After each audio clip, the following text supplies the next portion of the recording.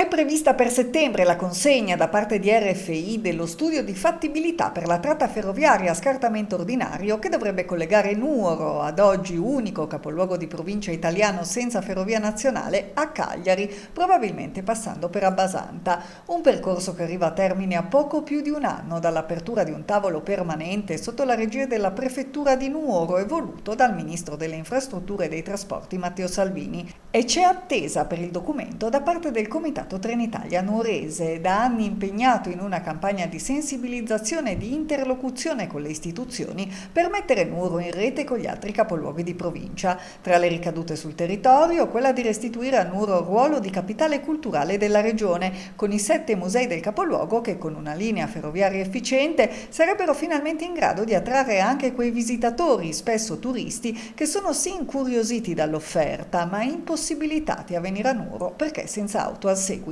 Oggi siamo a circa 45.000 ingressi l'anno, che effettivamente è un numero importante, però giustamente potrebbe anche raddoppiare se ci fosse una facilità di movimento. Si parla tanto di collegamenti, destagionalizzazione, temi che sono sempre all'ordine del giorno, ma che purtroppo senza una effettiva facilità nella mobilità restano ancora nell'aria. Un traguardo la ferrovia a Nuoro per il quale, secondo il Comitato Trenitalia Nuorese, è necessario continuare l'azione di monitoraggio e di sensibilizzazione coinvolgendo tutti gli attori del territorio. È un fatto molto importante perché dopo 7 anni finalmente c'è stato il tavolo e soprattutto a settembre sarà consegnato lo studio di fattibilità.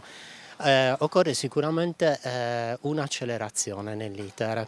perché c'è proprio un bisogno e una necessità urgente in provincia di Nuoro, che è quello di collegare quelle aree interne con tutto il resto della Sardegna.